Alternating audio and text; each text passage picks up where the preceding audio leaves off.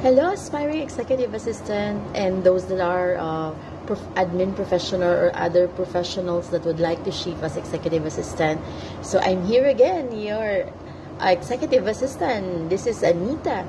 So I would like to share again to you tip number 29. So ano nga ba yung mga modern nowadays as executive assistant, especially yung as a function? So there are 6 that I need to share with you which part of the modern day of executive assistant. Una, dapat marunong ka sa calendar and schedule management. Importante yon. So sa mga gustong matuto at gustong pumasok sa world ng executive assistant or virtual executive assistant, kailangan ito ay iyong pag-aralan. So calendar and schedule management. Pangalawa, ang communication management. Ito ay mahalaga sapagkat ito yung paraan upang ikaw ay makipag-communicate properly or how you were going to cascade or execute all the plans na kailangan mo for your tasks daily. So meaning there are a lot of communication apps and portal that you can use. So marami yan. Aralin mo upang ikaw ay mapaghandaan mo if you want to join the executive assistant world or the virtual assistant world. And may mga Slack, MS Teams, Outlook, Google Suite, Gmail, all those communication tools or software can help you enhance your communication skills. And this will help also your communication management. Pangatlo, dapat you can be able to doing research and other information management. Yan ay mahalaga because some of the client, they want you to research things prior to submission or they want to verify some data, and doing research is very important, and information management. At ang pang-apat, as executive assistant, this is one of my favorite functions as executive assistant, and which it's really honed my skills, which is travel and logistic coordination.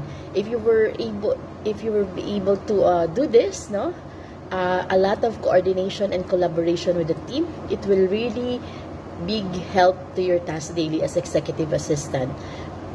And doing travel, travel arrangement for your C executive is a very great help to lessen their burden every day, and also to maging productive sila sa anumang task nila and to meet their goal. So for those that are beginner, you have to learn the basic travel management and the logistic coordination. So if you love collaborating with different teams, you are not skeptical that you can work also with other team, that's very good. But if you are a person that nade-develop naman yon, sabi nga nila yung mga loner na mag-work.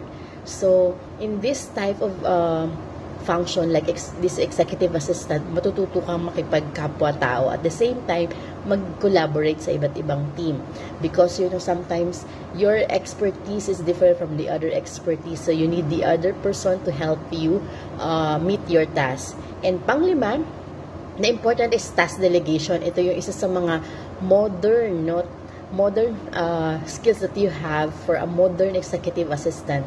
So task delegation and follow-up. Kailangan you know how to follow up, yung madalas na a gentle follow-up or reminders, it's very important. And sometimes, if fast-facing yung mapapasukan mo, it should be, you can chase other people to do some tasks and submit tasks. But in a friendly behavior and a good manner, yung ibig sabihin in a right way, polite ka pa din, you're not pushing, you're not slave driver, but still, you keep on chasing in a rightful manner. And last but not the least, gatekeeping and prioritization, because as executive assistant, you must learn how to prioritize things. In whatever profession, all our tasks we're too busy. It's a matter of prioritization. So yan yung mga 6 na modern na skills that it is a must, as executive assistant. So this is tip number 28. This is Anita, your executive assistant. Like, comment, heart, and heart down below and comment down below.